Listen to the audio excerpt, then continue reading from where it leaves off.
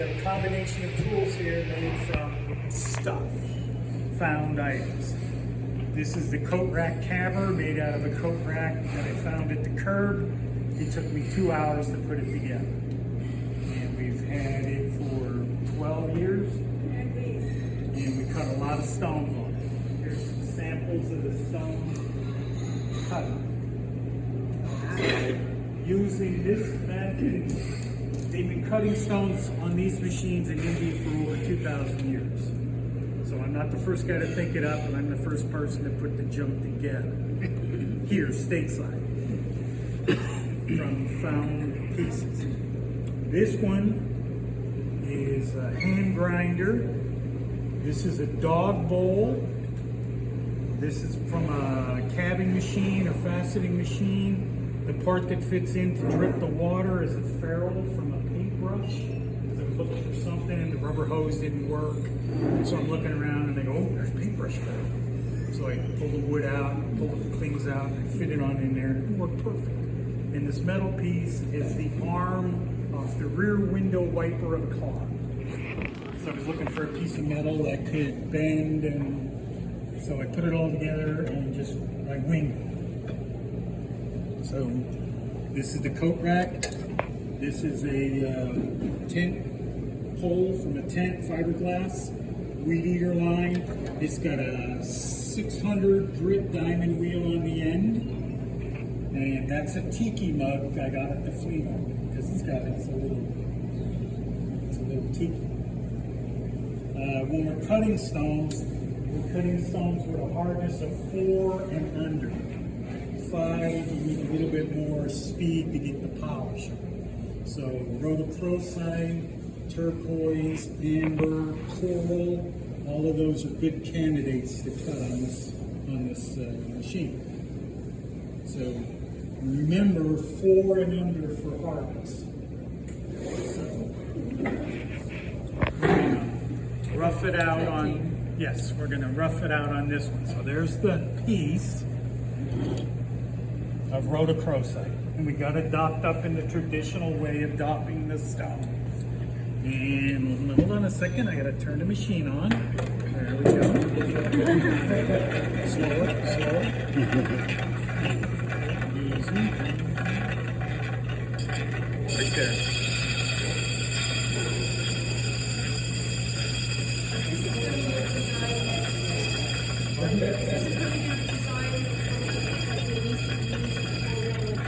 Yes, this is correct. Because again, you know, for 10,000 years, everybody went without it. So maybe in 2,000 years, I might be convinced that electricity is something that's reliable.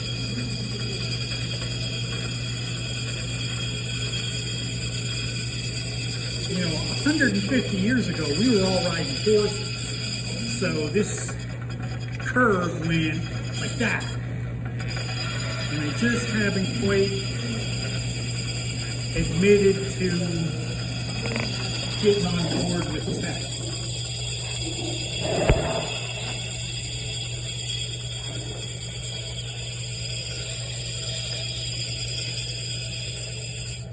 I see the value in it, but do I want to spend another 100 hours learning how to do it? Not so much.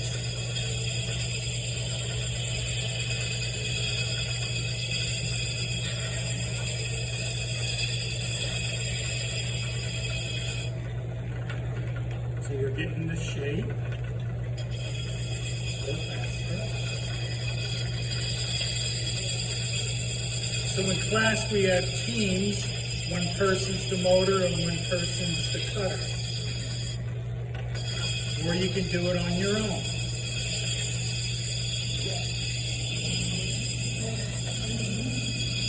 The nice part about this is when the weather changes and it's cooler outside, I'll sit outside and do it. And it's portable. There's no cords or anything.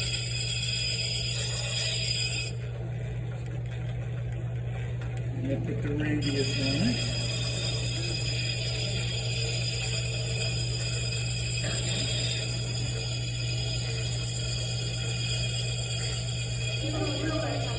Hold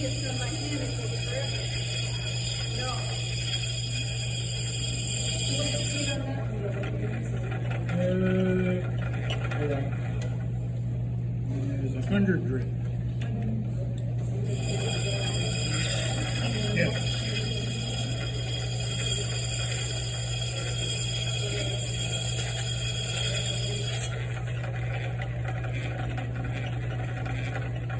Little pin.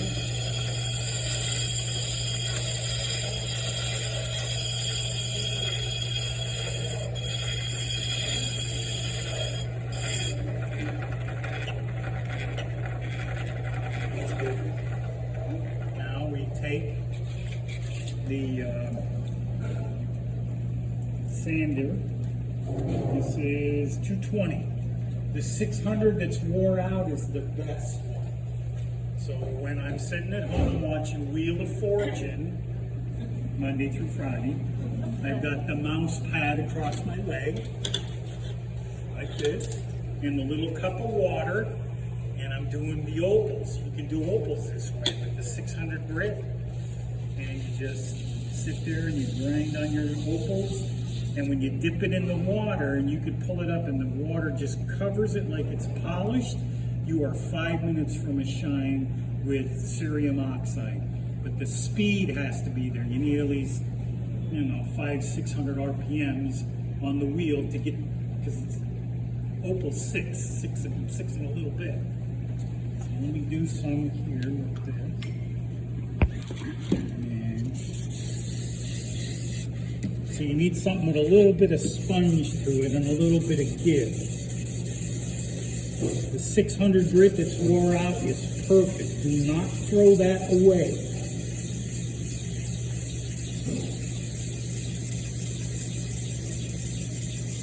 Okay. A little bit more.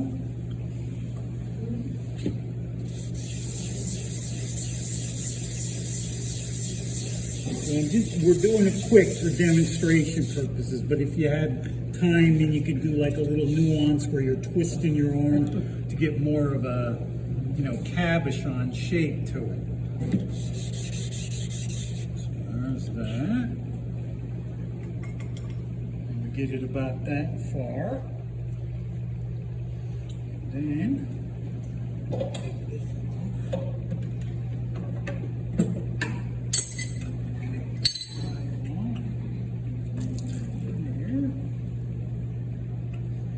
this is a square piece of metal that I split down the middle.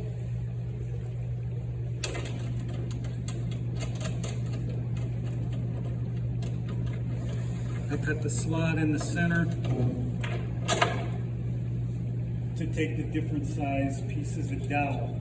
So the new one I'm going to make is going to be split all the way up, and then I'll have 2 adjusters on it, so you can use any size dowel that you want.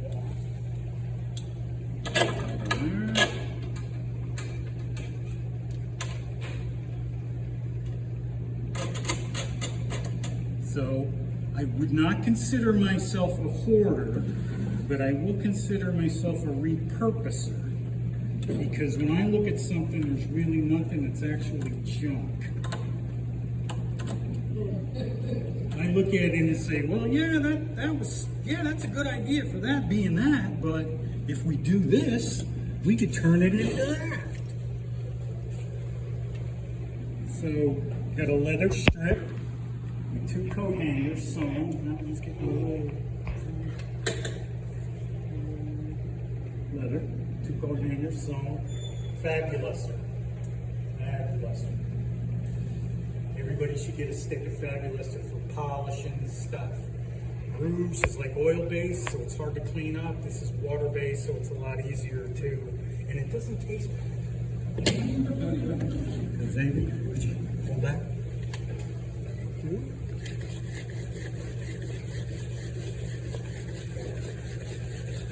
Put some into the leather. Now, this piece of leather on its own would probably polish it in a few hours. The polishing medium is what you need to do the work. The cotton wheel on the buffing machines, not going to polish the stuff. You need the cutting agent. And then we go like this. Yeah.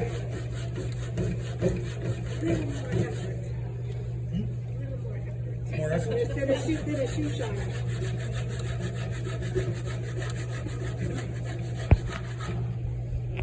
It's coming up.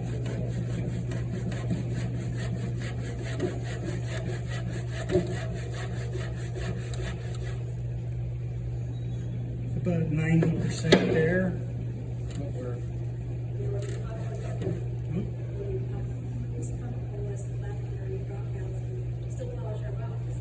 Yes. See, you can do it at, you can also take and use it like this. You can take and use it on the mouse pad. But you got to have somebody holding the other side of it.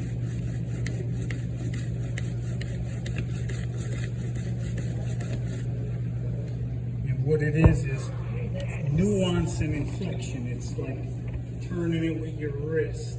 And it's just that little bit of stuff that you do.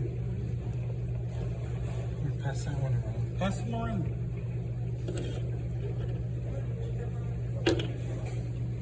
Okay, so now in our class, we've got some turquoise that's got some defects in it. And if you ever set a piece of turquoise and you break it, it's not a lost cause, it's just an inconvenience. So in the class, I've got a bag of powdered ink. That's your number one, powdered ink. And then I got a bag of, where'd you go? Got a bag of what? Good rust. There's a difference between good rust, common rust, and bad rust. So I was going down the road, I see this propane tank, and it had the blue rhino on it, and it was all rusty and cruddy looking, and I went, oh, perfect. So I go home and I scrape off the rust. Because it's good rust.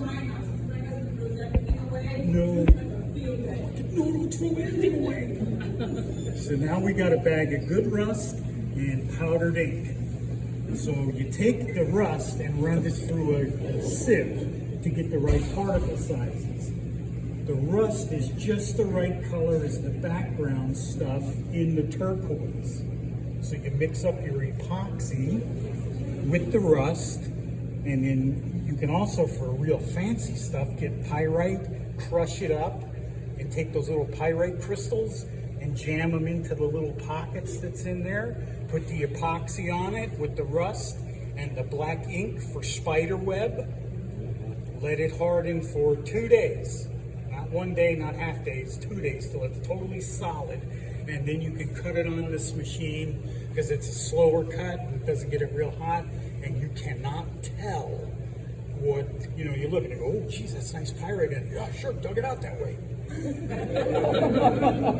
Because everybody heard the Sleeping Beauty mine, right? Well, the stuff I get comes from the mine on the next hill. It's called Napping Pretty.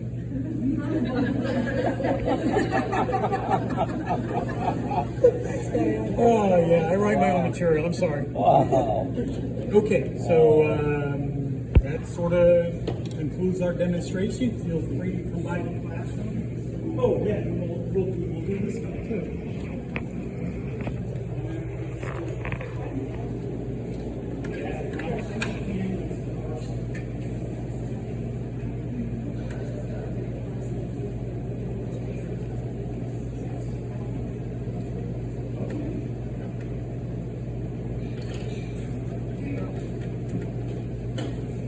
Smile, you having fun?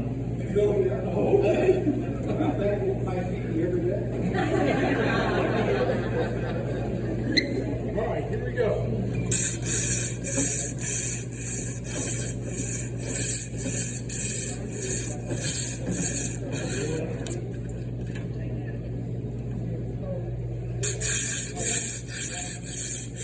We were doing an agricultural fair one time in Orange Park. Lady and her son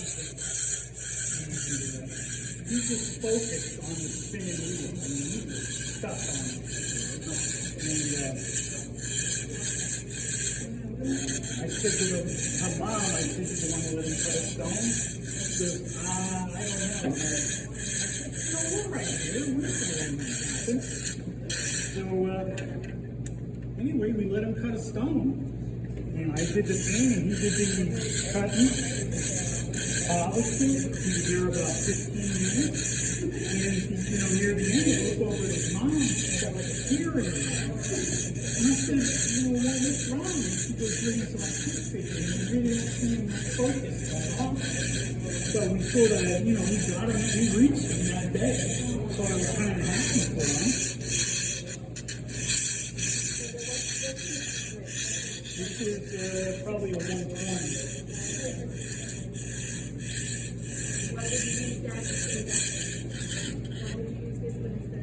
Well, this is the one we started on. This is the first one. And then that's the Model B, so it cuts a little quicker. And he's working on a new one that's going to be sort of sewing machine with the rest of it. And the lady across the street threw out her exercise bike. So with the exercise bike, it's got the wheel in the center. So the center is going to be the 600 grit for grinding, and then the other one will be like a 1200 grit on the side. And they're going to take like a leather disc and put it on the other side back to the foam, and that'll be for the polishing. So you dip your thing in the polish, you sit there pickling your cutting stuff. Yeah, one's going to be pedal, one's going to be shredded. He's got a couple of ones. The shredder will not come here. Just So at the Rock Club, you're teaching cattle. So you set them down in front of a machine, it's spinning, whirling, water is going and everything. So what I do like an introductory thing where we talk about the Mohs hardness scales, toxic minerals to avoid, and then we let them go, and then they cut one or two stones this way nice and slow because it's easy, and then you cut them loose on the other ones with 7 and up hardness. So, a little bit more. I hope you enjoyed the demo.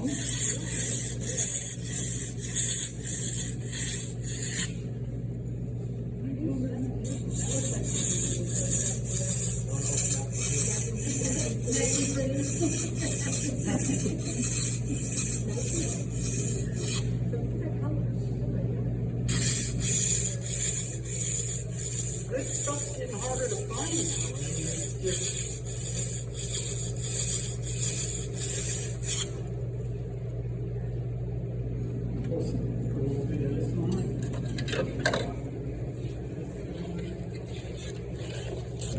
You must go through a lot of motors. A lot of what? Motors. Yeah. You only have 2 here tonight, so. Oh, yeah, but they catch on quick. Yeah. It's like, hey, what are you doing Saturday? This is when you sucker the kids into it. Remember Tom Sawyer and whitewashing the fence? This is the Tom Sawyer Fix me on the oil weight. I mean, the kids love this stuff. We take it to there, to the show. They can't wait to help. They can't wait. That's the Tom Sawyer effect. Okay. Grab them.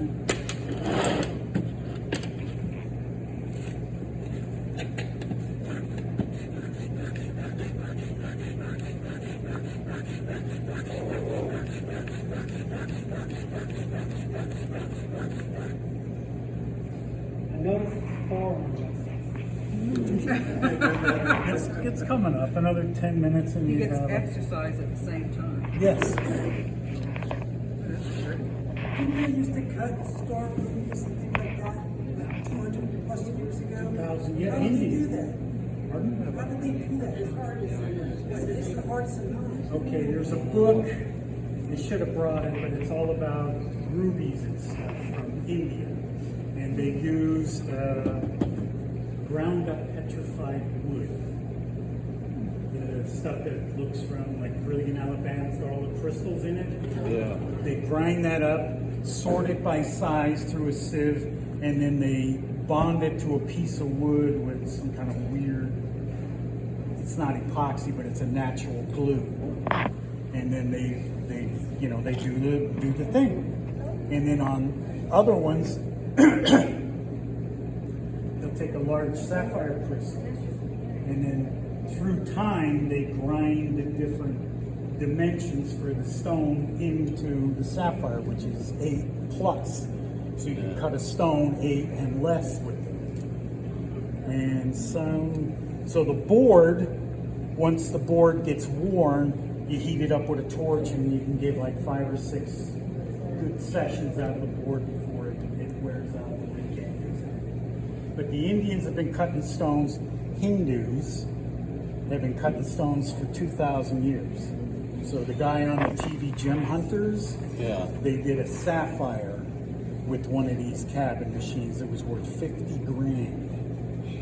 You know, the guy found it. They were doing the thing without pulling up the basket. Did you see that one? No, I didn't see They that. were digging in the mud and pulling up the basket, and then the one guy found a big sapphire, and they're all like, yay, yay. So he takes it into town and he shows it to the cutter, and the cutter said, they cut it. Come back 2 days. So the guy came back 2 days. It took him 2 days to cut it, but it had a star right in the center of it. So, and the last thing is, I took a GIA course from a lady that went to GIA, and it was about gem hunting in Brazil. Okay, so there's the guy. This has nothing to do with cutting stone. So there's all the guys down in the pit in the mud. They all got a little thing on. And there's a guy up on top with a white shirt, and he's got a towel over his shoulder like this. Guillermo, I think, or Guillermo something. So these guys are down in this mud pit, and they're digging with the picks and the shovels, and he hit this kaolin clay spot. And then he's down there, and he's in there with the screwdriver, poking around, and he hits something. So then he yells up to the guy, I got something. So the guy goes down into the pit, and they were filming this live.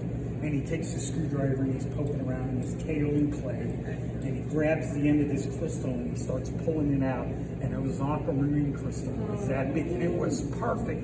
And he pulls the rag down and he's wiping it off, and he holds it up, and everybody's cheering and yelling because they all get to eat. They all got a cut of the thing. So that was kind of cool. That had nothing to do with this, but it was rags. Thank you. Thank you. You're welcome. I enjoy my time up here.